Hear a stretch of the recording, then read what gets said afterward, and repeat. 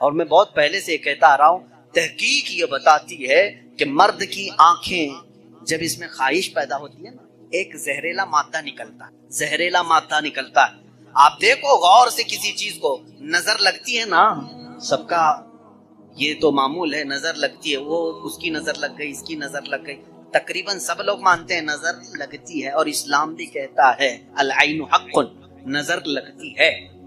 بلکہ میرے آقا صلی اللہ علیہ وسلم نے یہاں تک فرمایا، میری امت میں سب سے زیادہ موت اگر کسی کارن سے ہوگی تو نظر بد سے ہوگی۔ حضور نے فرمایا ہے طبعی نیچرل ڈیتھ کے بعد، نیچرل طبعی موت کے بعد اگر کسی وجہ سے، کسی بیماری سے سب سے زیادہ موت ہوتی ہے تو نظر بد سے ہوتی ہے۔ پتہ نہیں ہوتا سب کو، اس کی علامتیں تک حضور صلی اللہ علیہ وسلم کی احادیث میں گنائی گئی ہیں۔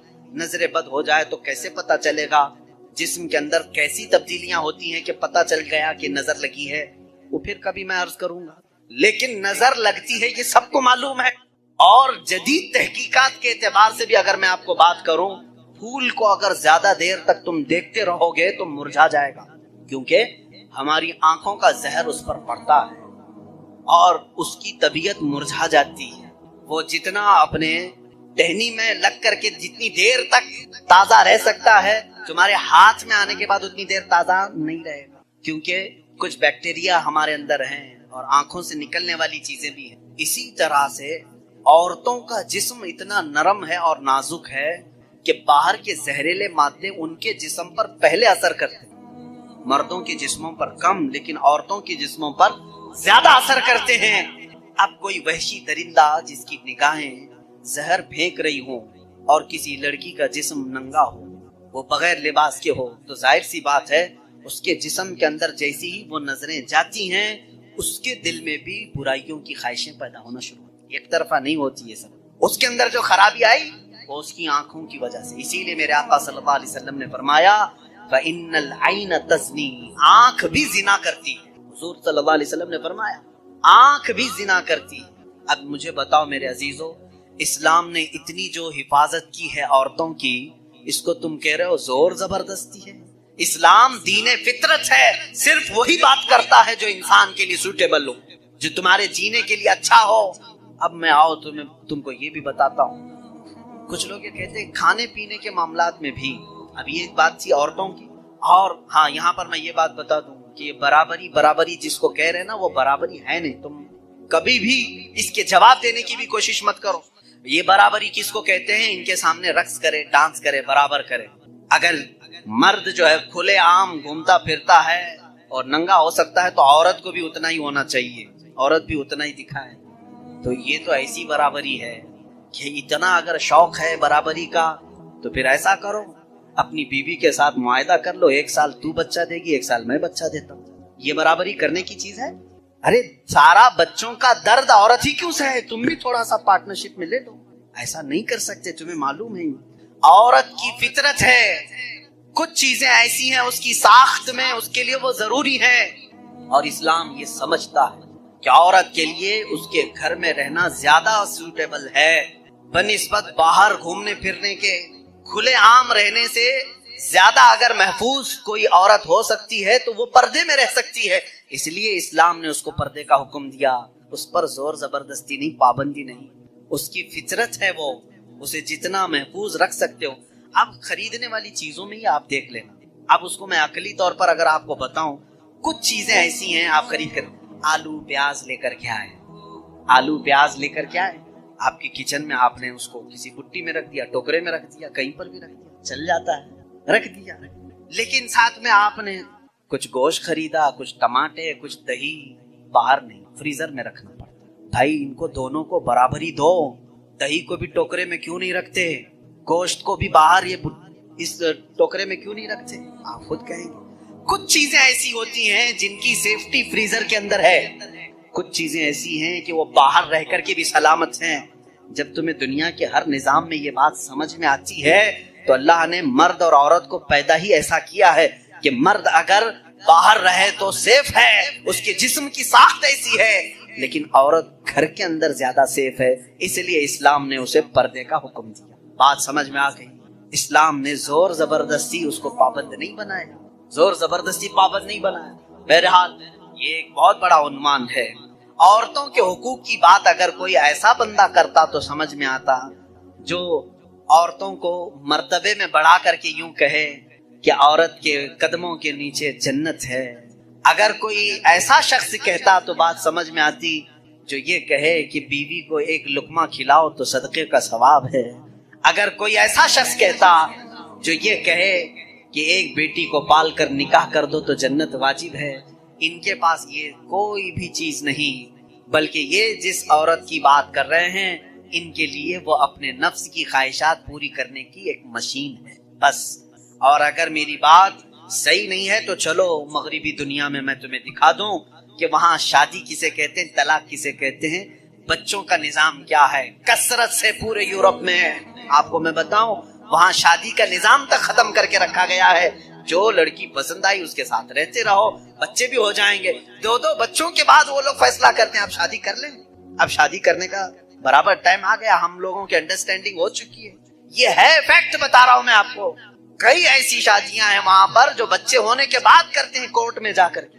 تو تم نے عورت کو برابری نہیں بلکہ اپنی خواہشات کی ایک مشین سمجھا ہے. اسلام جو برابری دیتا ہے وہ کیسی برابری ہے؟ یہ اسلام ہی تو ہے جو عورت کو اتنی عزت کے ساتھ گھر لانے کا حکم دیتا ہے. اتنی عزت کے ساتھ. اگر اس کو کچھ خرافاتی لوگوں نے برا کر دیا تو الگ بات ہے، بلکہ ہمارے ہاں جو نکاح کا سسٹم ہے وہ اتنا پاکیزہ ہے کہ مرد کو کہا گیا ہے کہ عورت کے آنے سے پہلے اپنے گھر کا انتظام ہو جائے. وہ کہاں لا کر کے رکھ رہا ہے، بلکہ عورت کو اسی طرح سے بھگا کر لانے کا نظام اسلام میں نہیں ہے، بلکہ عورت کے لیے ایک باضابطہ پوری محفل کا انعقاد ہوتا ہے. اس کی رضا پوچھی جاتی ہے، پہلے اس سے پوچھا جاتا ہے تو راضی ہے یا نہیں. بہت سارے ایسے دین ہیں، بہت سارے ایسے ریلیجین ہیں، میں نام پھر نہیں ذکر کر رہا ہوں، جہاں پر عورتوں کو اظہار رائے کا حق ہی نہیں. ان کے بڑے جو فیصلہ کر لیے وہ ہو گئی بات. چائنا میں بہت سارے ایسے قبیلے آج بھی ہیں جہاں ان کے ماں باپ اپنی بچیوں کو لے جا کر کسی کے بھی کوٹھے پر چھوڑ جاتی جہاں انہیں پسند آ جائے. اسلام عورت کی عزت اتنی دیتا ہے جب تک وہ اپنی رضا کا اظہار نہیں کرتی قاضی کی مجال نہیں کہ وہ نکاح پڑھا سکے. ہم خود کھڑے رہتے ہیں جب تک اجازت نہیں آتی. پہلے ہم عورت کی اجازت لے کر کے آتے ہیں اور پھر عورت کو اس کا حق مہر دینے کا حکم بھی مرد کو دیا گیا ہے کہ وہ تمہیں اپنی زندگی چھوڑ کر آ رہی ہے، اپنا گھر چھوڑ کر کے آ رہی ہے، اس کا حق مہر ادا کرو. اور لانے کے بعد جانتے ہیں میرے آقا صلی اللہ تعالی علیہ وسلم کی تعلیمات کیا ہے؟ اللہ اکبر. حضور اکرم صلی اللہ علیہ وسلم نے تاکید کے ساتھ فرمایا ہے کہ عورتوں کے ساتھ سختی نہ کرو. اپنے آخری خطبے میں حضور نے عرفات کے میدان میں یہ بات تک فرمائی، عورتوں کے معاملات میں اللہ سے ڈرو، حد سے زیادہ نہ بڑھو، عورتوں کے ساتھ اتنی سختی نہ کرو.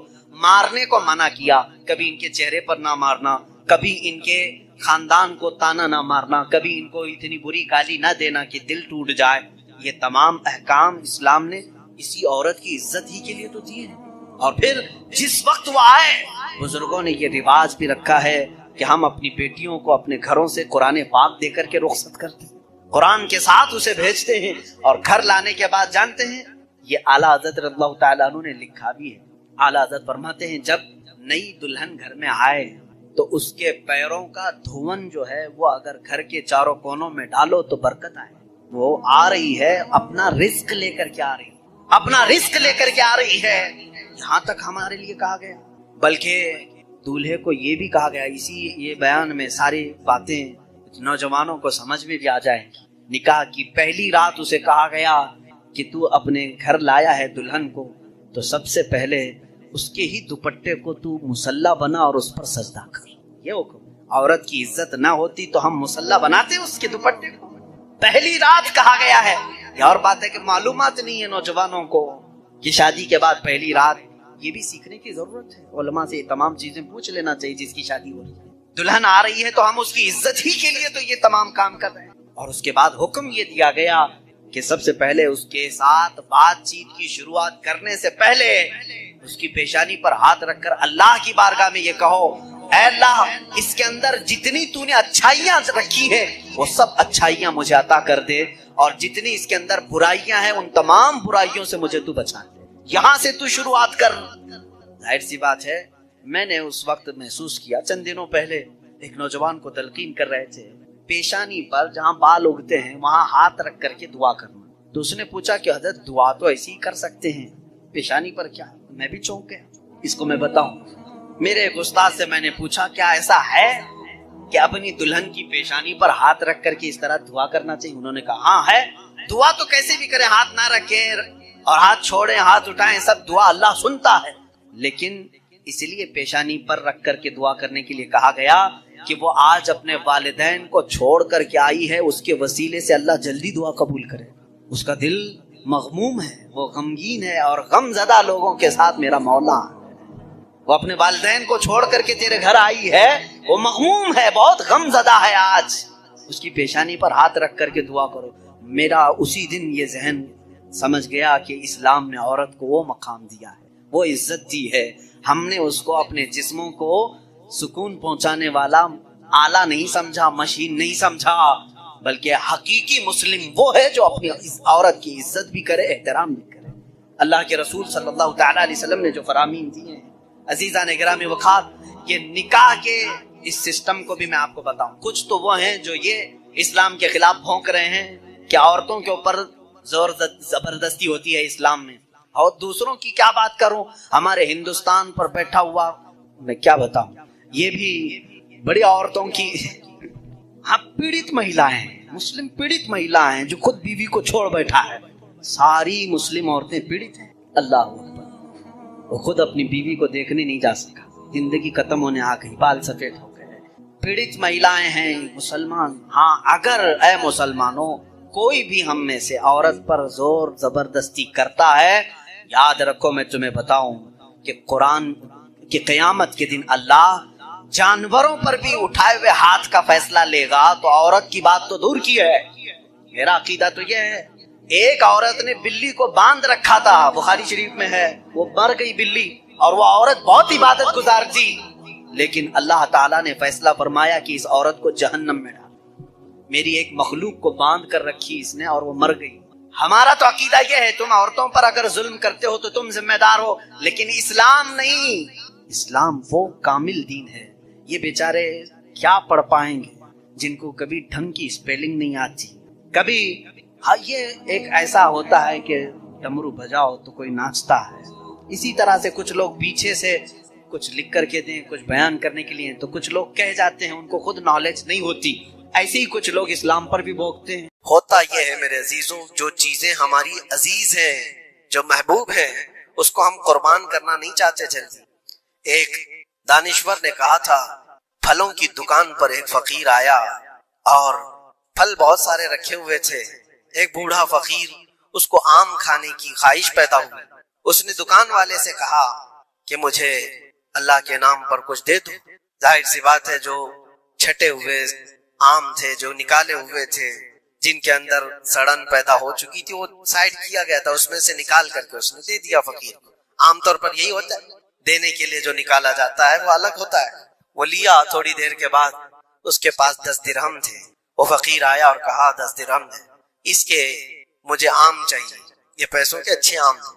تو 10 درہم لیا دکان والا اور اچھے سے چن کر کے 2 آم اس کو دیا جو بنتے تھے۔ وہ فقیر ہاتھ میں دونوں آم لیا اور پھر اللہ کی بارگاہ میں دکھا کر کہا، اے اللہ، دیکھ اس بندے نے تجھے کیا دیا ہے اور مجھے کیا دیا۔ تیرے نام پر مانگا تھا تو سڑی ہوئی چیزیں دیا، اور میرے پیسوں سے دیا ہے تو اچھا مال دیا۔ کیا یہ عام طور پر نہیں ہوتا ہمارے ہاں؟ کھانا اگر بچ جائے تو اسے تک بانٹنے میں دے دیا جائے۔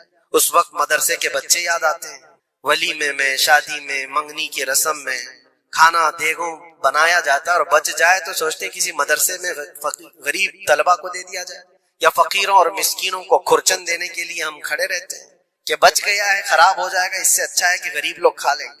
ایسا کیوں نہیں ہوتا کہ جب دیگ پک کر تیار ہو جائے تو اس کا اوپر والا پہلا کھانا فقراء کو دے دیا جائے، کیونکہ وہ اللہ کے نام پر دیا جا رہا ہے۔ ہمارے اپنے کھانے سے پہلے غربا اور مساکین کا خیال کر لیا جائے۔ اسی لیے مجھے وہ بات یاد آتی ہے، رسول مکرم صلی اللہ تعالی علیہ وسلم کی عادت کریمہ تھی، جب آپ کے دسترخوان پر کوئی فقیر آتا تو اللہ کے نبی صلی اللہ علیہ وسلم کے دسترخوان پر جو کچھ ہوتا سب سے پہلے اس کو پیش کر دیتے۔ حضور پاک صلی اللہ علیہ وسلم رمضان کے مہینے میں دسترخوان پر بیٹھے ہوئے ہیں، ایک مسافر آیا بڑی دور سے، وہ حضور کو ملنے کے لیے آیا تھا۔ حضور پاک صلی اللہ علیہ وسلم اصحاب صفہ کے ساتھ، جو 70 صحابہ غریب صحابہ حضور کے در پر پلتے تھے، ان کے ساتھ افطاری کر رہے تھے، اور ایک مسافر آیا، اس کو بلایا گیا، آ جاؤ دسترخوان پہ۔ 70 لوگوں کے بیچ میں دودھ کا ایک پیالہ تھا بس افطاری کے لیے، اور وہ جو مسافر آیا اس کو بٹھایا گیا، بڑا بھوکا تھا، اس سے کہا گیا لو آپ تناول کرو، آپ دودھ پی لو۔ اس نے اٹھایا، کسی کا خیال ہی نہیں کیا، پورا دودھ پی گیا۔ اللہ کے نبی صلی اللہ علیہ وسلم نے مسکرا کر کہا اللہ تیرا بھلا کرے، آتا ہے فقیروں پہ انہیں پیار کچھ ایسا، خود بھیک دیں اور خود کہیں منگتے کا بھلا ہو۔ ہماری پسندیدہ چیز اگر کوئی اٹھا لے تو پھر ہم آگ بگولا ہو جائیں۔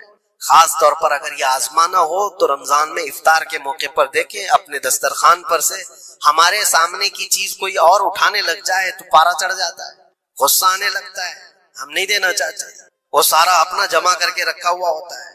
یہی وہ امتحان ہے جو قرآن میں اللہ فرماتا ہے اپنی پسندیدہ چیز جب تک تم اللہ کی بارگاہ میں نہیں قربان کرو گے اس کامیابی کو نہیں پہنچ سکتے۔ ہمارا دل چھوٹا ہے، اسی وقت اندازہ ہو جانا چاہیے کہ میرے دل میں وسعت کتنی ہے، کشادگی کتنی ہے۔ آزما کر کے دیکھ لینا افطاری کے ٹائم پہ تھوڑا سا تمہارا شربت کوئی اٹھا لے یا کوئی فروٹ تمہارے ادھر سے ادھر کر دے دسترخوان پر۔ جھگڑے ہوتے ہیں بہت سارے، غصے میں آگ بگولا ہوتا ہے، لال پیلا ہوتا ہے، پتہ نہیں کیا کیا سنا دے گا۔ دن بھر کا صبر کیا ہوا آدمی وہ افطاری پر موجود چھوٹے سے ٹکڑے فروٹ کے اپنے دوسرے بھوکے بھائی کو دینا نہیں چاہتا، لیکن یہی چیز میں آپ کو بتاتا ہوں، کھا کر کے جب شکم سیر ہو جائے، پیٹ بھر جائے، مسجدوں میں افطار کے بعد ہم نے دیکھا ہے ڈھیروں فروٹ کے ٹکڑے پڑے ہوئے رہتے ہیں، اب اس کی طرف کوئی دیکھتا بھی نہیں، پیٹ بھر چکا ہے، وہی فروٹ ہے، وہی شربت ہے، وہی سب کچھ ہے، لیکن وہ گرا ہوا ہے، پڑا ہوا ہے، کہیں تو گٹروں اور نالیوں میں پھینک دیا جاتا ہے، یا اگر کوئی کھانے والا نہ ہو تو پھر رمضان میں مانگنے والے یا فقیروں کو ڈھونڈا جاتا ہے۔ اپنا پیٹ بھر جانے کے بعد پھر فقیروں کو ڈھونڈنا، یہ وہ امتحان نہیں ہے جو ابراہیم علیہ السلام نے دیا تھا۔ ہاں، اللہ کے نبی صلی اللہ تعالی علیہ وسلم کے جو اخلاق تھے وہ صحابہ میں بھی تھے۔ صحابہ کرام رضوان اللہ تعالی علیہ مجمعین کی وہ باتیں میں آپ کو بتاؤں۔ حضور پاک صلی اللہ علیہ وسلم کی بارگاہ میں ایک مہمان آتا ہے رات کے وقت، اور حضور صلی اللہ علیہ وسلم اپنے صحابہ میں فرماتے ہیں ہے کوئی جو میرے مہمان کی مہمان نوازی کرے اللہ اسے جنت سے کھانا کھلائے۔ صحابہ تو ظاہر سی بات ہے ہر نیکی کو بڑھ چڑھ کر کے لیتے تھے۔ ایک صحابی تھے حضرت طلحہ رضی اللہ تعالیٰ عنہ، انہوں نے کچھ دیکھا ہی نہیں گھر میں ہے کہ نہیں ہے، فوراً کہا یا رسول اللہ اس مہمان کو میں لے جاتا ہوں۔ حضور پاک صلی اللہ علیہ وسلم سے درخواست کی اور لے کر کے گھر آ گئے۔ پتا چلا بیوی کو نے کہا پہلے تو ہمارا خود کا ہی کھانا نہیں ہے، آپ مہمان بھی لے آئے۔ صحابی رسول نے اپنی بیگم سے پوچھا کتنا ہے، کہا ایک آدمی صرف کھا سکتا ہے۔ اور گھر میں کتنے لوگ ہیں؟ شوہر، بیوی اور ایک چھوٹا بیٹا، اب ایک مہمان آیا ہوا ہے۔ صحابی رسول نے اپنی اس فکر کا اظہار کیا بیگم سے کہ اب کیا ہوگا، ایک آدمی کھا سکتا ہے اور 4 لوگ یہاں موجود ہیں۔ اللہ اکبر، وہ خواتین بھی حضور کے زمانے کی کیسے تھی۔ انہوں نے کہا اپنے شوہر سے گھبرائیے مت، میں بچے کو تھپکیاں دے کر سلا دوں گی، آج ایسے سلا دوں گی، اور دسترخوان پر جب بیٹھے آپ کو کھانا میں پروس دوں گی، اور پھر بتی اچانک گل کر دیں گے، چراغ بند کر دیا جائے گا، آپ کھانے جیسا منہ چلاتے رہیں اور اس مہمان کو لگے کہ آپ بھی کھا رہے ہیں، اور کھانا پورا اس کے سامنے رکھیں تاکہ وہ پیٹ بھر کر کھا لیں۔ ایک آدمی کے کھانے کے لیے یہ ہیلا کیا جا رہا ہے، خود بھی بھوکے ہیں۔ ایسے ہی ہوا، دسترخوان بچھا اور صحابی رسول نے کھانے کا برتن ان کے سامنے پیش کیا اور اچانک چراغ کو بجھا دیا، اندھیرا ہے۔ انہوں نے افسوس کا اظہار کیا، کہا اتفاق ہے چراغ گل ہو گیا، آپ کھا لیجئے، ہم بھی کھا رہے ہیں۔ اور سارا کھانا اس مہمان کے سامنے رکھا، مہمان کو یہ لگتا رہا کہ یہ لوگ بھی کھا رہے ہیں، اور پورا کھانا وہ پیٹ بھر کر کھا لیا، شکم سیر ہو گیا۔ اور اس کے بعد برتن اٹھا دیا گیا، وہ صحابی رسول حضرت طلحہ بھی بھوکے سوئے، ان کی بیوی بھی بھوکی سوئی، ان کا بیٹا بھی بھوکا سویا، صرف ایک مہمان کی مہمان نوازی کے لیے اپنی عزیز چیز، اپنی پسندیدہ چیز قربان اللہ کے نام پر۔ لیکن میرے عزیزوں، واقعہ صرف اتنا ہی نہیں ہے۔ صبح ہوتی ہے، حضور پاک صلی اللہ علیہ وسلم صحابہ سے کہتے ہیں طلحہ کہاں ہے؟ حضرت طلحہ اس مہمان کے ساتھ آئے، حضور دیکھ کر مسکرانے لگے، طلحہ تمہاری مہمان نوازی کی تعریف جنت میں فرشتوں کے درمیان ہو رہی ہے، اللہ تبارک و تعالیٰ تمہاری مہمان نوازی کی تعریف فرما رہا ہے۔ جبرائیل آئے تھے اور مجھے بتا گئے کہ آپ کے ایک صحابی نے اللہ کے نام پر اپنا سب کچھ اس مہمان کو کھلایا۔ یہ ہے جس کو ایثار کہتے ہیں، اس کو کہتے ہیں یہ قربانی، پیٹ خالی ہو اور دوسرے کا خیال ہو۔ پیٹ بھر جانے کے بعد تو پھر وہ ویسٹیج دینے کی بات آتی ہے، اپنے گھر کا بوجھ نکالنے کی بات آتی ہے۔ اچھی چیز جب اللہ کریم کی بارگاہ میں دے دیا جائے تو وہی قرآن میں اللہ نے فرمایا لن تنالوا البر حتى تنفقوا مما تحبون، تم اس وقت تک اس کامیابی کو نہیں پہنچ سکتے جب تک کہ اپنی پسندیدہ چیز اللہ کی بارگاہ میں قربان نہیں کرتے۔ پسندیدہ کا لفظ ہے، اپنی چاہی ہوئی چیز کا ہے۔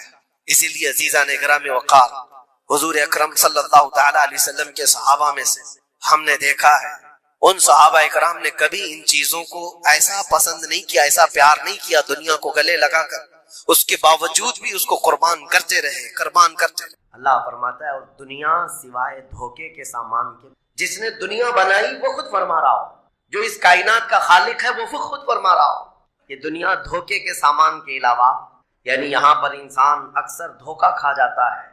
دھوکے کا مطلب یہ نہیں ہے کسی دوست سے دھوکا کھا رہا ہے، بلکہ وہ پوری اپنی زندگی میں دھوکا کھایا ہوا ہے۔ جس چیز کو اسے حاصل کرنا تھا دنیا نے اس کا منہ موڑ کر کسی اور چیز میں لگا دیا ہے۔ یہ دھوکا نہیں ہے تو اور کیا ہے؟ میں آپ کو ایک بات بتا دوں، آپ گھر سے نکلے تھے، سامان سب باندھ کر کے دلی جا رہے تھے، اسٹیشن پر کسی نے پکڑ لیا اور کہا آؤ چلو میں تمہیں ٹرین میں بٹھا دیتا ہوں، اور اس نے تمہیں دلی کی ٹرین کی بجائے تمہیں مدراس کی چنئی کی ٹرین میں بٹھا دیا، بیٹھ گئے تم۔ مجھے بتاؤ یہ دھوکا ہوا کہ نہیں ہوا تمہارا؟ بہت بڑا دھوکا ہوا کہ منزل تمہاری کہیں اور تھی، تم کہیں اور چل پڑے، دیکھنے کو ٹرین سیم دکھ رہی تھی، تم نے اس کی بات کا یقین کیا اور بیٹھ گئے، اور جب پہنچے تو پتا چلا نہیں میں تو دلی پہنچا ہی نہیں، میں چنئی آ گیا۔ زندگیاں اسی طرح سے گزر رہی، تم جس راستے پر چل رہے تھے اصل تمہاری منزل مدینہ طیبہ، تمہارا سفر حضور پاک کے قدموں تک پہنچنا ہے، لیکن ایرا غیرہ آتا ہے اور تمہیں کسی دوسرے ٹریک پر ڈالتا ہے اور تم چل پڑتے ہو اس کی بات پر۔ اسی لیے قرآن نے کہا یہ دھوکے کے علاوہ کچھ نہیں ملتا یہاں پر۔ دنیا اور دنیا داروں پر تم کبھی بھروسہ نہ کرنا، تم اپنی منزل پر ہمیشہ توجہ رکھنا، تمہاری منزل یہ نہیں ہے۔ اسی لیے شاعر نے کہا تھا غلط روی سے منازل کا بعد بڑھتا ہے، مسافروں روش کارواں بدل ڈالو۔ تم ٹیڑھے میڑھے چلتے رہو گے تو منزل لمبی ہو جائے گی، فاصلہ دور ہو جائے گا، اس لیے چلنے کا طریقہ بدل ڈالو، تمہارا سفر آسان بھی ہو جائے گا اور منزل جلدی پہنچ جاؤ گے۔ اب جو بات مجھے کہنی تھی وہ یہ ہے، زندگی جب اتنی شارٹ ہے اور آزمائش کے لیے تمہیں یہاں بھیجا گیا ہے تو مجھے ان نوجوانوں کو دیکھ کر کے کبھی درد ہوتا ہے جو رات بھر نکڑ پر بیٹھ کر کے اپنے وقت کو ضائع کر رہے ہوتے، جن کی زندگیاں انہوں نے اپنی جوانیاں اپنے ہاتھوں سے برباد کر رکھی ہیں۔ تمہیں پتا ہے ایک رات جو ہماری زندگی میں آئی، آج کا دن تم کروڑوں دولتیں لگا دو، یہ دن دوبارہ کبھی نہیں آئے، تمہاری زندگی میں کیا قیامت تک واپس نہیں آنا ہے اس دن کو۔ دنیا چل پڑی ہے، پیچھے کی طرف کبھی نہیں آئے گی، اللہ کا قانون ہے، یہ جو وقت گزر رہا ہے ہمارا دوبارہ ہماری زندگی میں کبھی نہیں آنا ہے۔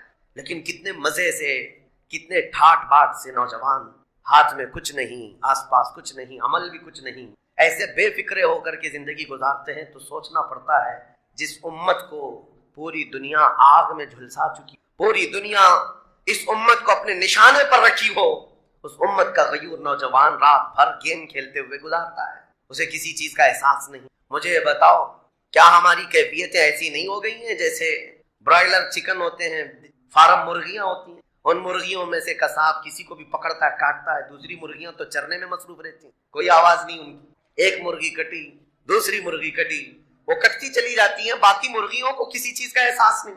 کیا یہ زندگی گزارنے کے ایسی طریقے نہیں ہو گئے؟ آج ہمیں روز اٹھنے کے بعد ایک نیوز پہنچائی جاتی ہے کہ تمہیں کاٹا گیا، تمہیں مارا گیا۔ نہ جانے ہم کتنی مسجدوں کے مینار گرتے ہوئے دیکھ رہے ہیں، کتنے اولیاء کاملین کے مزارات کو جلا کر خاک کرتے ہوئے دکھائے جا رہے ہیں، اور ہمارے امت کے ساتھ ہی نہیں بانی اسلام کی عزت کے ساتھ مذاق، یہ روزانہ نہیں چل رہا ہے۔ یہ تمام حالات کے بعد اب مجھے فکر اس بات کی ہوتی ہے میاں جب ہمارے گھر میں جنازہ رکھا ہوتا ہے تو ہم کھانا تک نہیں بناتے چولہے پر گھر کے اندر، اور جب امت پر ایسے حالات گزر رہے ہوں تو کیا اس نوجوان کو یہ زیب دیتا ہے کہ وہ عیاشی میں رات گزارے؟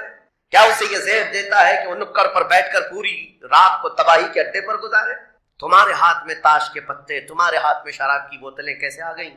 یہ امت وہ ہے، تمہیں میں بتاؤں جنگ تبوک ایک جنگ ایسی ہے حضور پاک صلی اللہ تعالیٰ علیہ وسلم کی زندگی پاک میں 900 کلومیٹر کا فاصلہ ہے مدینہ طیبہ سے۔ ہوا یہ تھا کہ ایک صحابی رسول حضور صلی اللہ تعالیٰ علیہ وسلم کے قاصد بن کر جا رہے تھے، اور بیچ راستے میں ایک عیسائی بادشاہ کے گنڈوں نے اس صحابی رسول کو گرفتار کیا اور ان کو ٹکڑے ٹکڑے کر قتل کر دیا۔ موب لنچنگ اس زمانے میں بھی ہو رہی ہوتی ہے۔ یہ خبر جیسے ہی مدینہ طیبہ پہنچی وہ لوگ ایسے نہیں تھے کہ انا للہ پڑھ کر خاموش ہو جاتے. صحابہ کرام کا جم غفیر مدینے میں جمع ہوا. عرض کیا یا رسول اللہ صلی اللہ علیہ وسلم آپ کا حکم کیا ہے؟ نبی کریم صلی اللہ تعالی علیہ وسلم نے صحابہ کرام کو بھیجا. اس میں سپہ سالار کی تعداد کئی صحابہ کی تھی. اور جب یہ لشکر جرار مدینہ طیبہ سے نکلا 900 کلومیٹر دور چل کر کے گئے اور وہاں جا کر کے جن لوگوں نے حضور کے ایک غلام پر ہاتھ اٹھایا تھا ان کے بخے کھڑا کر دیے اور ان کو الٹ پلٹ کر کے آئے اور لوگوں کو یہ میسج دیا تھا کبھی حضور کے غلاموں کی طرف چھیڑخانی نہ کرنا ورنہ پورا مدینہ باہر آ جائے گا. یہ یونٹی، یہ اتحاد، ان کے اندر یہ احساس میرے آقا صلی اللہ تعالی علیہ وسلم نے پیدا کر رکھا تھا کہ کل مؤمن جسد واحد. حضور صلی اللہ تعالی علیہ وسلم نے فرمایا کہ پورا جتنے مومن ہیں وہ سب ایک جسم کی طرح ہیں، ایک جسم کی طرح ہے. اذا اشتکى عضو تداعى له سائر الجسد بالسهر والحمى. جیسے ایک پارٹ کو اگر درد ہوتا ہے تو پورے جسم میں بخار آتا ہے. مومنوں کی کیفیت یہ ہونی چاہیے. لیکن احساس دھیرے دھیرے ختم ہوتا چلا گیا. آج ہماری پستی کا ایک سبب یہ بھی بتایا جاتا ہے جس کو شاعر نے کہا تھا قوت فکر و عمل پہلے فنا ہوتی ہے جب کسی قوم کی شوکت پہ زوال آتا ہے. سوچنے سمجھنے کی صلاحیت پہلے ختم ہو جاتی ہے. آدمی سوچتا نہیں، سمجھتا نہیں، بس اپنے وقت کو ضائع کر رہا ہے، برباد کر رہا ہے، بیٹھا ہوا ہے، گپے لگا رہا ہے. میں آپ کو بتاؤں ہماری عمروں کا احتساب ہونا چاہیے. ہماری زندگی کو گن کر کے دیکھیں کتنے سال کے ہیں ہم. 25 سال، 30 سال، 35 سال، 40 سال، اور اس کے بعد گنو ہم سے کیا ہو سکا ہے اس دنیا میں. ہم اس دنیا میں کیا کر چکے اب تک؟ ہم سے کچھ نہیں ہوا. اگر تاریخ میں آپ کو بتاؤں میرے عزیز، آپ کو پتا ہے اس ہندوستان کی سرزمین پر سب سے پہلے لشکر اسلام کی سپہ سالاری کرتے ہوئے آنے والا ایک نوجوان محمد بن قاسم 10,000 کا لشکر لے کر عرب سے آیا تھا اور پرچم اسلام لہرایا تھا. تاریخ میں آج بھی رقم ہے. اپنے پنڈتوں نے بھی اس تاریخ کو لکھا ہے. ہاں، پنڈتوں نے بھی لکھا ہے. اور یہ محمد بن قاسم 10,000 کی سپہ سالاری کے ساتھ ہندوستان میں آ کر اسلام پھیلایا. عمر کیا تھی؟ صرف 19 سال کی. 19 سال کی عمر میں یہ عظیم کارنامہ انجام دینے والا. انہوں نے اپنی عمر کا صحیح استعمال کیا، اپنی ایج کو برباد نہیں کیا، ضائع نہیں کیا. طارق بن زیاد جس کا یورپ بھی قائل ہے، جبل الطارق آج بھی ایک مقام ہے یورپ میں جس کو جبرالٹر کہا جاتا ہے. یہ حضرت طارق بن زیاد کے نام سے ہے. یہ پہلا سپہ سالار ہے جس نے پوری دنیا کے سامنے وہ عزم پیش کیا تھا.